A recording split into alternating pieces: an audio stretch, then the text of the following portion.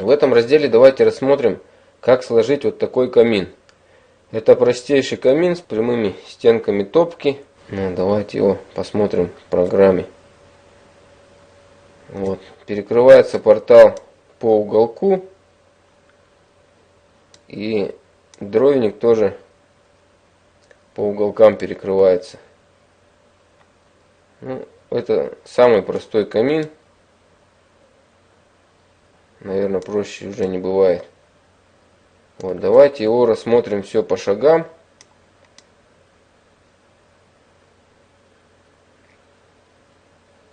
Перед тем, как класть такой камин, надо посчитать, сколько нужно материалов и его заготовить.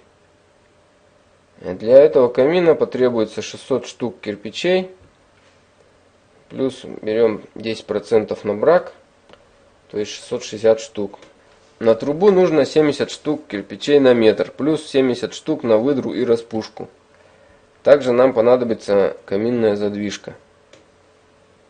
Также нам потребуется песок 400 килограммов, глина 150 килограммов, цемент 1 мешок 50 килограммов, 75 уголок длиной 750 миллиметров для перекрытия портала камина, и для перекрытия дровника я беру 4 штуки 50 уголков длиной 600 миллиметров.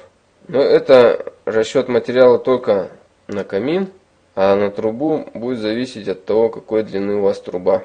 Также нужно для камина подготовить фундамент, залить. Размер фундамента должен быть в плане на 10 сантиметров больше каждой стороны камина. Так, основание нашего камина 1270 на 770 миллиметров, значит фундамент заливаем 1370 на 870. Заливаем его на высоту ниже чистового пола на 14 сантиметров. Даем, чтобы бетон схватился не меньше недели. Да, и подготавливаем еще инструменты. Болгарка, желательно большая, с диаметром диска 230 мм. Миксер, можно дрель с насадкой для замешивания раствора, мастерок, и киянка. Вот основной инструмент. Теперь давайте разобьем строительство камина на этапы. Я разбил на 5 дней. Первый день кладка основания. Для кладки основания можно использовать раствор с добавлением цемента. Основание не нагревается. Вот эти полочки тоже желательно выложить на цементный раствор. Вот эти и вот полка каминная. Вот этот ряд и вот этот. Вот, на остальную кладку можно использовать глинопесчаный раствор. Первый день самый у нас простой. Здесь вы видите, почти нет резаного кирпича. Кладка идет полностью с целого кирпича, за исключением 5-го ряда. Вот здесь у нас вот подрезана четверть кирпича. И вот эти по 3/4 кирпича. А вот эти уже подрежете по месту. Они должны быть длиной по 16 сантиметров. Вот эта полочка у нас выступает на 4 сантиметра вперед. На второй день делаем полочки на основание.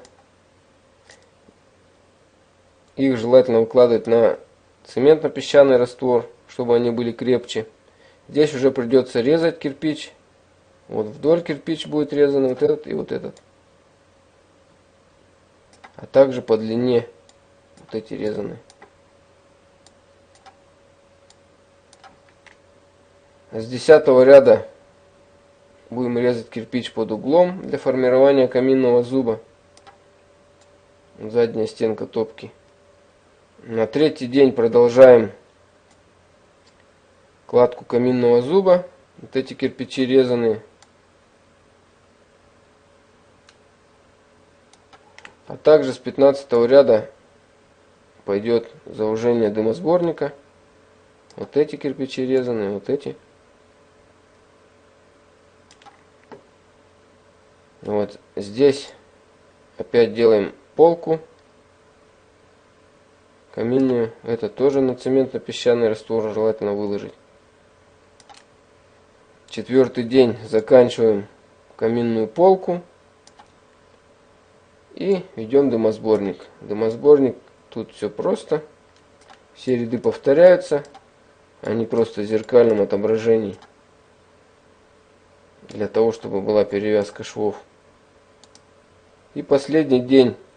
Еще 4 ряда у нас повторяются. На 29 ряду идет заужение дымосборника.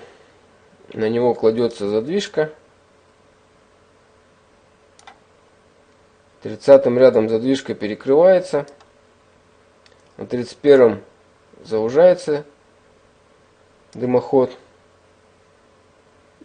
32 перекрывает последний ряд. И дальше пошел дымоход.